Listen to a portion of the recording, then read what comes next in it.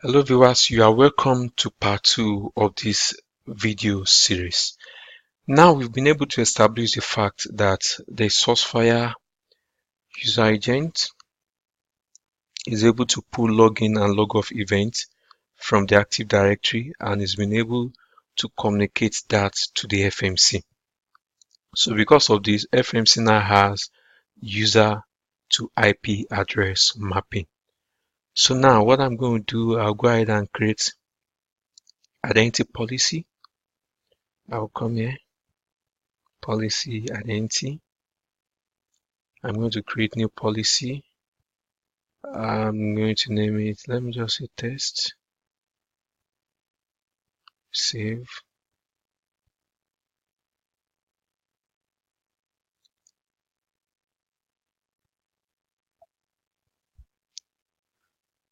So if you open up the policy, let's just wait for it.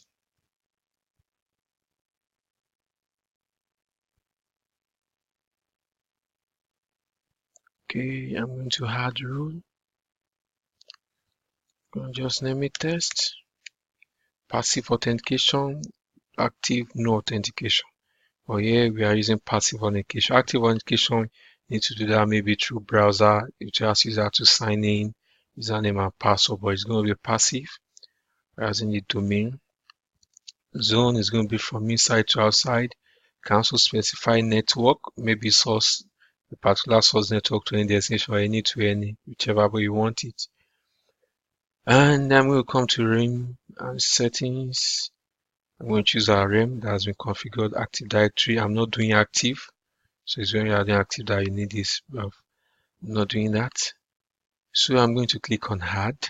So from inside to outside, any source, any destination, any source port or destination port, use this REM and let the action be passive. The user should be passively authenticated.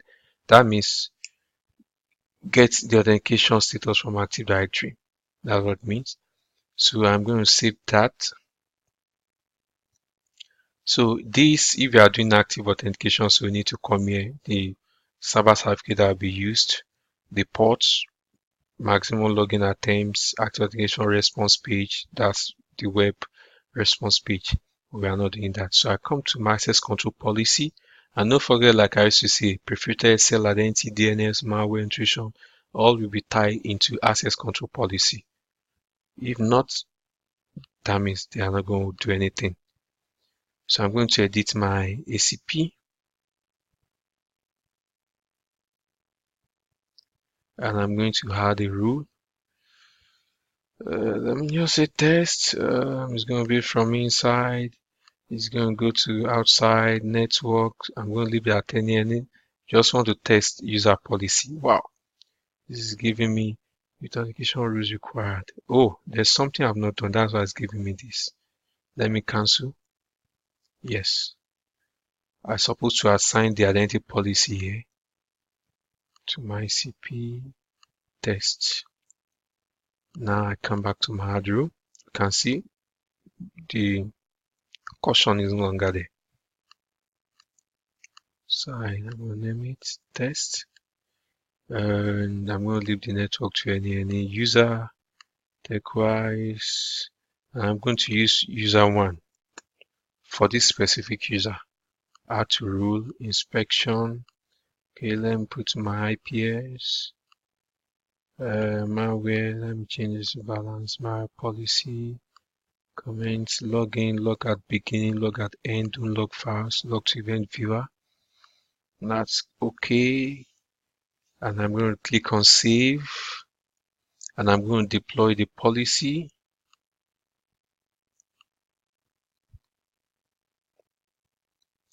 Okay, so we have to wait for the policy to finish deploying. Okay, connection to cloud. Yes, okay. I will explain this one because now there's no policy permitting the FMC to get to the internet. So I'm for network status cannot connect to cloud, security intelligence, it can't connect to the feed source anymore because we don't have this is the access control policy assigned to the FTD. We don't have any policy permitting it, so that's why. But we are going to deal with that very soon.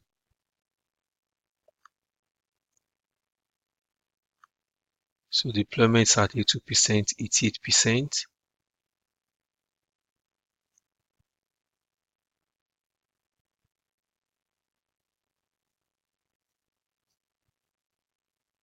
My 2%.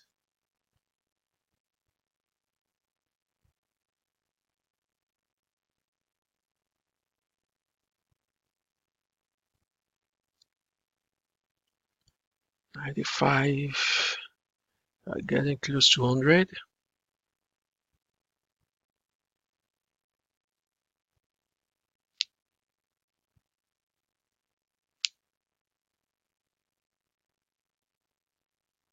%. 100. So now let's test. User 1 should be able to access the internet. Let me click on my browser, google.com, that's fine. msn.com. Oh, so msn.com, that's there. So it's fine, it's cool. So let me go back to the FMC connection events, analysis connection event. Click on events.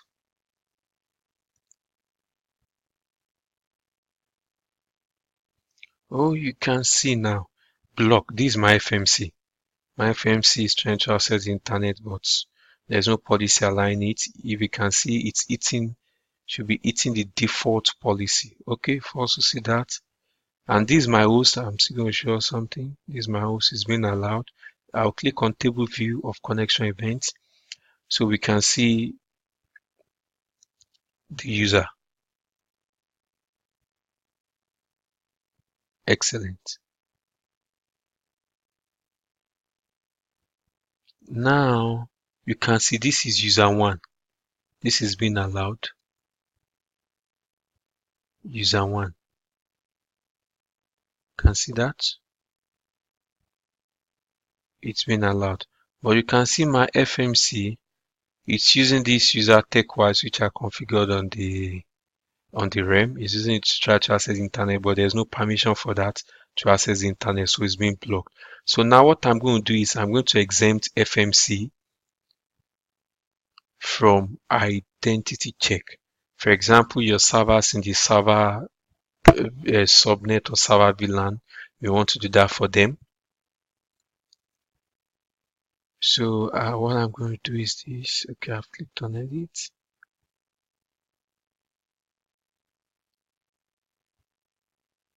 So I'll say add rule. This is for FMC identity exception. And I'm going to say no authentication. So if it's coming from inside and it's going to outside, and the source is 192.168.20.253, that's my FMC. So I'm going to place it above rule 1. So I'm going to save.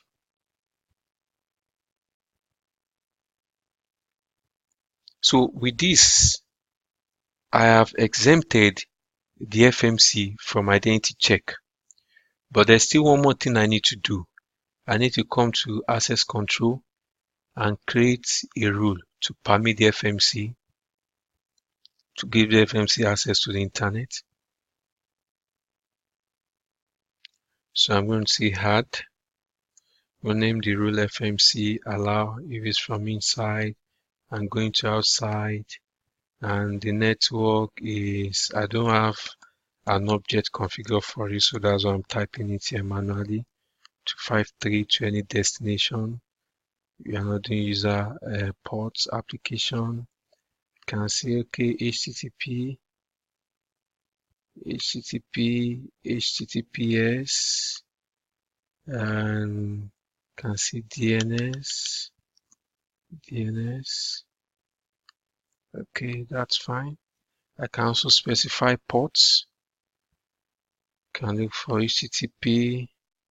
If the destination port is going to HTTP, and if it's DNS,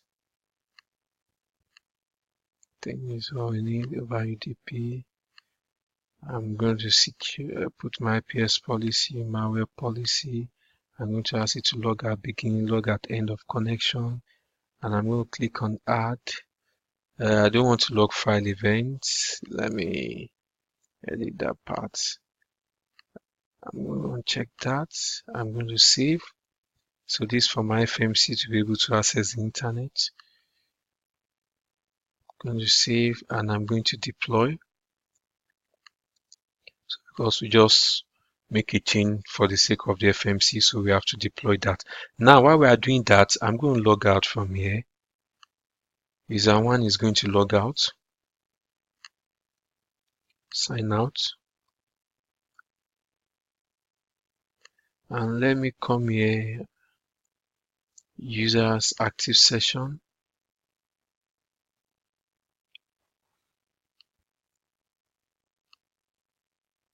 So now I'm going to sign in as user 2. User 2.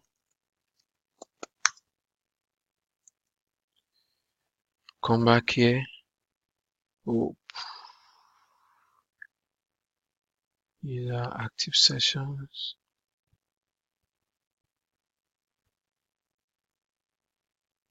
You can see now user 1 is no longer active, but user 2 is active because it is user 2 that logs in to that PC now with the IP address 192.168.20.133. That's that. But one thing is, user 2 will not be able to access the internet. User 2 won't, because I didn't create any policy to allow user 2 to access the internet. There's no policy permitting user 2 to access the internet. There is none. Our deployment should be done by now. Okay, fine. That's for the FMC. So we can see user 2 can't access the internet because there's no policy allowing user 2 to access the internet. So I'm going to come to analysis, connection events.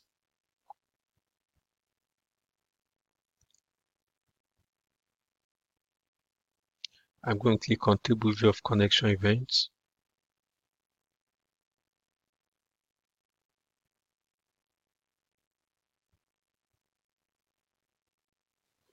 You can see user 2.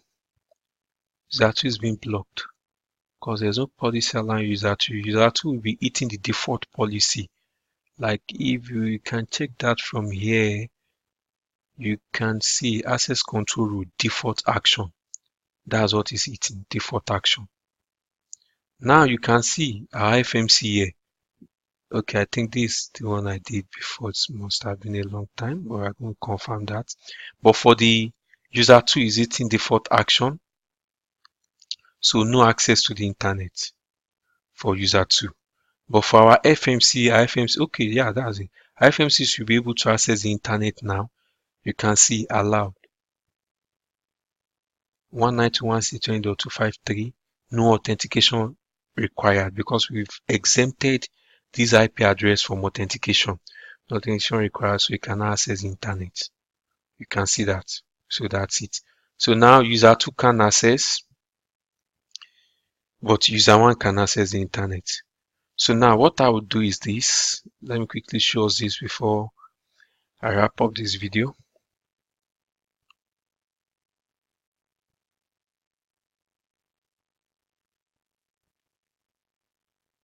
Now I want all domain users to be able to access the internet, whatever they need to access. So I'll delete this.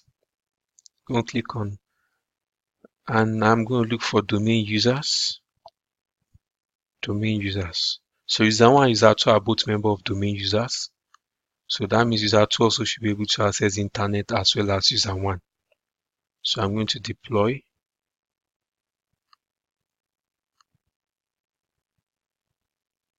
So we've taken care of all domain users now. They will be hitting this rule 1. They'll be able to access the internet. And we've taken care of our servers. For example, FMC. We've exempted FMC from identity check and we've created a policy to allow it. So it's coming from this source address, which is FMC, allow this. So every other traffic that doesn't hit these two rules, we hit the default action. Is default action, block all traffic, and it's going to log it. So that's why we're seeing the block traffic on connection event. So 92%.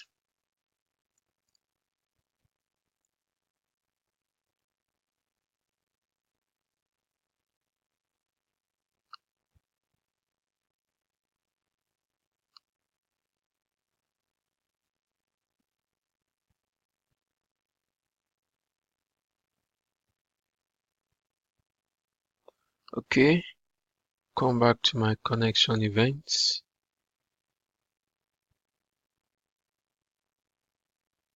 And now user 2 should be able to access the internet. Let me just do that. User 2 should be able to access the internet now. Cool. User 2 now have access to internet. Let's check from the FMC. I'm going to, okay, let me click on table view of events.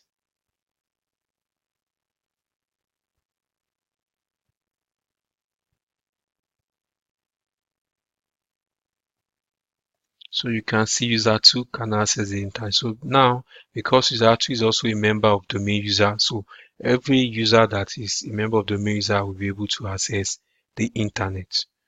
So that brings us to the end of this session. Thank you very much for viewing. And don't forget to subscribe to my YouTube channel, and also you can subscribe to my mailing list on my website techpitch.info or techpitch.co.uk. Thank you very much.